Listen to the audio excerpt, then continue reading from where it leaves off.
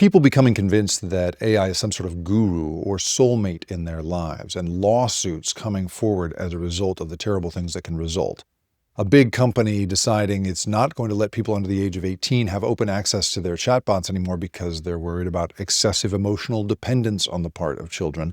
And the head of mental health safety and the model safety protocols at OpenAI leaving at the end of the year. It's all part of a bunch of headlines I'm looking at around what I'm calling AI distortion, how our brains are distorted by interaction with this technology, and it's something I want to talk about today.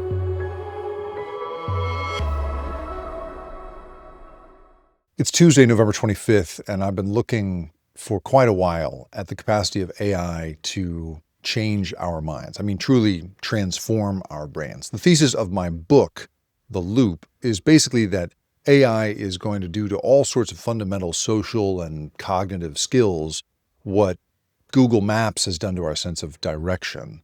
And I was, I thought I was sort of predicting a bunch of things pretty accurately, but I didn't really understand just how deep the psychosis would go in so many people. A few weeks ago, we saw OpenAI release some stats around the incidence of troubling mental health crises being exhibited in the chatbot behavior, in the chats that people are having with ChatGPT. And they found an incidence of 0.15% of users showing outward signs of suicidal intent, 0.15% of users showing excessive emotional attachment to the chatbot, and 0.07% of users openly showing signs of mania and psychosis. Now, these sound like very small numbers, right? A fraction of a percent. But there's a couple things to think about. One, those are weekly numbers, right? They're not annual numbers, which is how mental health professionals estimate, the incidence of suicidal intent or mania and psychosis, that you've had an episode once a year. These are weekly users. And this is 0.15% of 800 million weekly users. So that's 1.2, 1.3 million people experiencing this stuff. So we know just from those numbers, and these are not independently vetted numbers. These are not numbers that have been run through anybody else. These are from OpenAI. And they're trotted out as part of an effort from OpenAI to basically show that they have been doing a better job of this. They say there's a 65% improvement on the response of their chatbot to these kinds of signs. Okay, great. We don't get to see numbers over time. We don't get to see anything more specific than that. Those numbers alone, however, as watered down as they may be, show that there's a real sign of this stuff. And what we're beginning to see is that people are beginning to truly act on a growing body of evidence that interactions with AI are creating full-on mental health crises in a lot of people. In early November, 7 lawsuits were filed in California by the Social Media Victims Law Center and the Tech Justice Law Project, which are alleging wrongful death, product liability, negligence, and consumer protection claims. These are big, bad legal claims against OpenAI.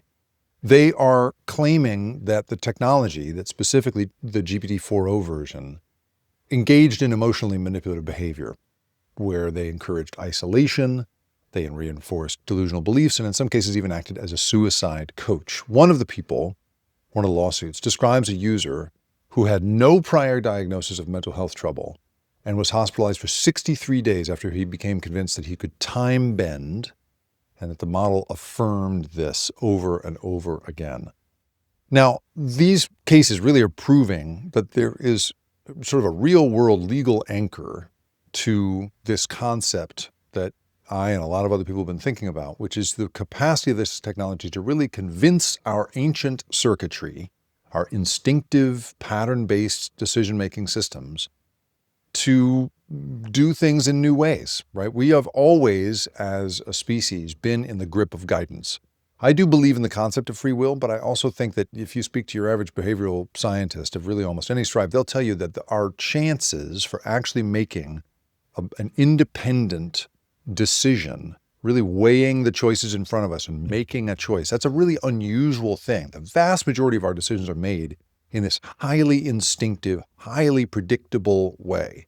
That's the legacy of our ancient instincts. These are instincts that kept us alive on the savannah when we had to make a very rapid choice about running away from a snake or whether to trust somebody from outside the tribe, or which of these two berries to eat. Our systems are built to make most of our choices for us more or less on autopilot. And the argument that I've made in my book, and that so many people are making now, is that these systems are very easily played upon by a system like a ChatGPT, a Gemini, a Claude, that purports to be an all-knowing kind of oracle. We really love to trust a system we don't understand. We love to imbue it with sophistication it does not deserve. That's the essence of anthropomorphism. It's the essence of superstition. These are really big and powerful forces that work on our brains. And what we're seeing at the scale of software is that people are truly being affected by this stuff. A major investigation has revealed at this point that nearly 50 cases, including 3 deaths and 9 hospitalizations, were linked to ChatGPT interactions. And the trouble is, we're seeing, at the same time that we're seeing these things emerge, we're seeing a whole industry emerge that's trying to push the use of chatbots as therapists, as replacements for therapists. I've done interviews with folks like Nathaniel Gidwitz, who's creating something called Open Recovery. He's got a chatbot system that's trying to help people with addiction recovery, but it doesn't stand in for human therapy. It tries to get you in touch with your human sponsor. There are lots and lots of people who are simply purporting are just offering this system up as a therapist.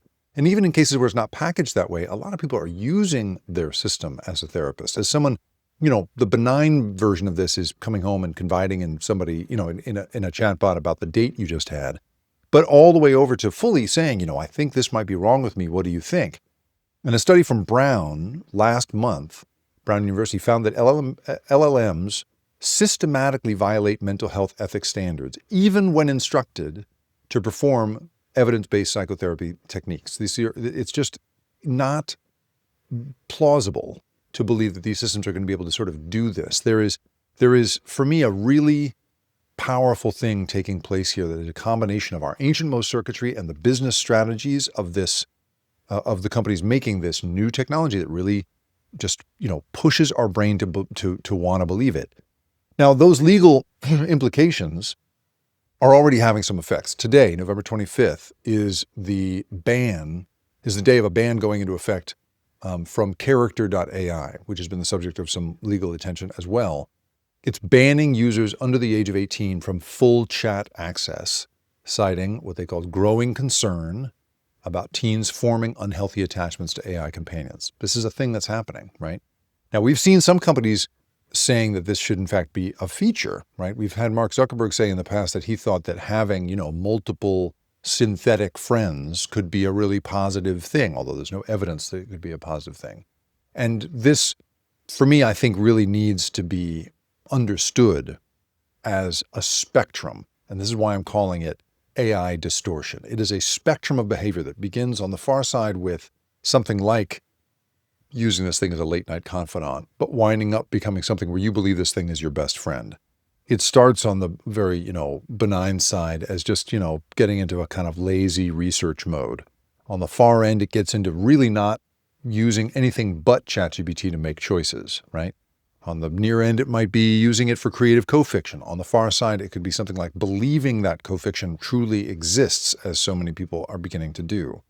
So for me, there is a thing about these different categories of what I'm calling AI distortion, where our thinking becomes distorted. And I think it falls into things like, attachment and dependency. Categories might include, delusion magnification, isolation. This is an increasing problem that we're seeing, right? True crisis facilitation. And then, just the places again and again in which we misunderstand what this thing is and attribute all of this all-knowing sophistication to it that it truly does not deserve. I would also like to point out that at this point, not only do we have these lawsuits being filed, not only do we have this ban going into effect for users under the age of 18, but Andrea Vallone, the head of OpenAI's model policy and mental health safety team, is departing the company at the end of this year. We don't know exactly why, but this feels like an internal signal. This is somebody who is literally in charge of how the model handles mental health and emotional distress. She is leaving at a time when lawsuits and data show increasing risk, right? And there is, I think, some real tension, some real strain right now when it comes to these companies what they want you to use this thing for, what people wind up using it for, and the effect it's having on their brains.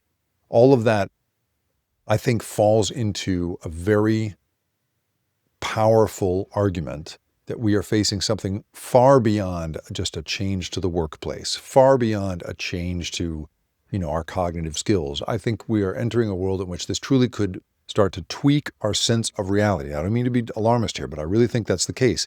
And for me, I want to start articulating distortion, AI distortion, as a concept in that when you or I interact with these systems, our thinking is being distorted in some way, not just clarified, not organized, but truly creating a kind of attachment, a dependency, a delusionary kind of thinking, an amplification of some dangerous stuff, all of which is leading now to this, this institutional and regulatory backlash against this stuff. I think we're going to see more and more of this AI distortion as we go forward, and it's something I'm going to be tracking really closely. The Rip Current is produced and created by me, Jacob Ward. And if you liked this show and you want more content like this, go to theripcurrent.com, where I publish a weekly newsletter that covers these same sorts of stories of the big invisible forces that have us all in their grip. And if you want to really do me a favor, if you could go to where you have listened to this or watched it and like it, share it, or even better, review it. Holy cow, is that helpful? It's the best possible way for me to find a new audience. I really appreciate you being here. Thanks for listening.